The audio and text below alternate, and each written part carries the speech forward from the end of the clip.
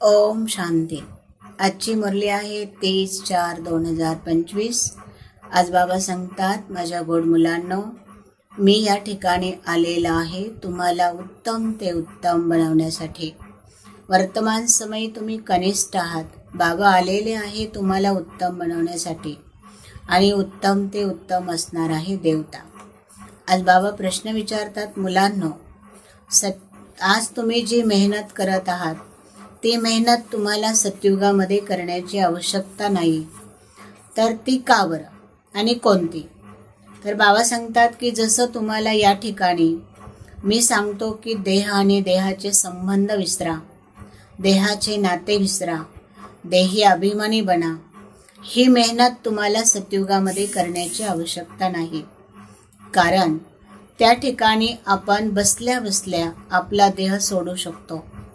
त्या ठिकाणी कोणत्याही प्रकारचं देहामध्ये मोह ममत्व हे नसणार आहे.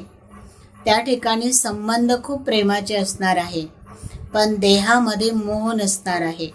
म्हणून बाबा सांगतात की तुम्ही असा देह सोडाल जसा आजचा सर्प खाल सोडत असतो, म्हणजे कातीन सोडत असतो. पुढे बाबा सांगतात की मुलांनो, जसा बाबा नॉलेजफुल ज्ञानाचा सागर आहे, तसं तुम्हाला सुद्धा मास्टर ज्ञानाचं सागर बनायचं आहे.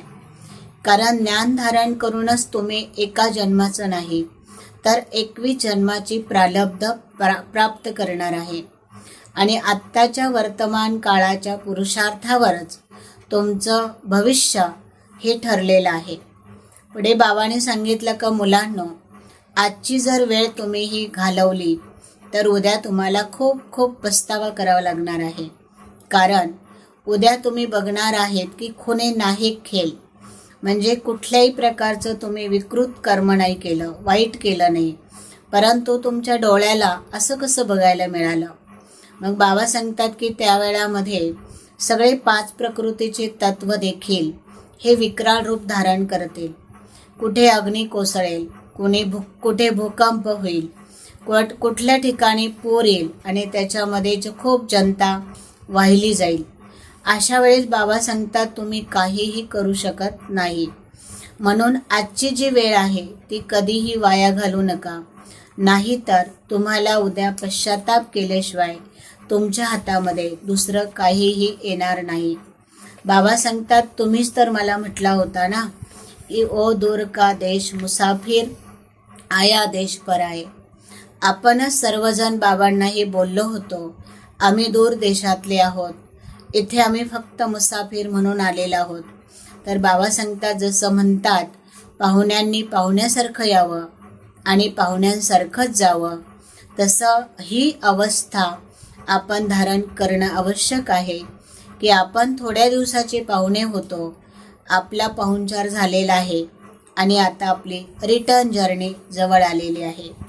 पुढे बाबा सांगतात आज जर पुरुषार्थ केला नाही तर उद्या तुमचं पद पण कमी असणार आहे आणि कुठेतरी प्रजामध्ये जाऊन तुम्ही जन्म घेऊ शकता. तर अशा पदावर तर काय तुम्ही खुश होता कामा नाही. पुढे बाबा सांगतात की आज तुम्ही जर पुरुषार्थ केला, योग केला, तर तुमच्या आत्म्याची सजा ही चुकतो होईल, नाहीतर शेवटी पुन्हा आपला हिसाब किताब दिसेल राहील आणि त्याच्यासाठी आपल्याला पुन्हा जन्म घ्यावा लागेल. बाबा सांगतात की मुलांनो, जसं ब्रह्मा बाबाने आपली जी भविष्याची बॅगेज आहे ती अगोदरच ट्रान्सफर केली, कोणत्याही प्रकारचा विचार केला नाही, तसं तुम्ही पण फॉलो फादर करा आणि 21 जन्माची तुम्ही आपली बॅगेज जी आहे ती अगोदरच ट्रान्सफर करा.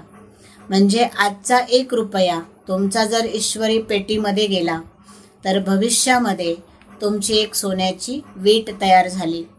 आज जे काही आपण बाबांच्या घरामध्ये बाबांच्या नावाने जे पण आपण करू ते बाबांकडे काहीच जाणार नाही, तर ते आपल्या भविष्याची ही शिदोरी असणार आहे. पुढे बाबा सांगतात की अंतिम समयाला कोणतीही आठवण येऊ नये, कोणत्या गोष्टी सतावू नाही, व्यक्ती, धन, पैसा किंवा संबंध हे आठवू नाही, यासाठी एक बाबा आणि दुसरा न कोई. बाबा सांगतात दोनच शब्द आहेत, एक आहे अल्फा आणि दुसरे आहे बे. जर तुम्ही हा अभ्यास पक्का केला तरच तुम्ही वैजंती माळेमध्ये होऊ शकता. पुढे बाबा सांगतात की आता तुम्हाला मनसा शक्तीवर खूप अटेन्शन द्यायचं आहे, तरच तुमची चढती कला होऊ शकते आणि तुम्ही अनुभवी बनून विश्वाचे परिवर्तक असू शकता.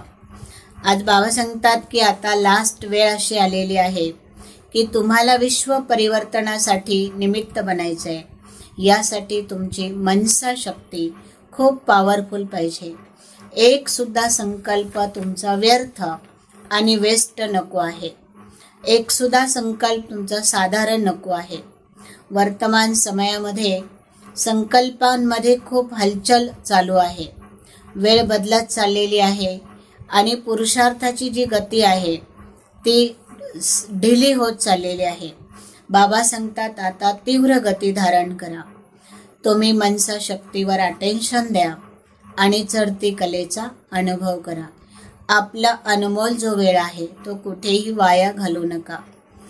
कर्मामध्ये योग अनुभव करणं म्हणजेच कर्मयोगी बनणं आहे.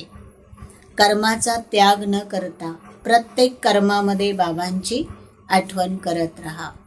ओम शांती.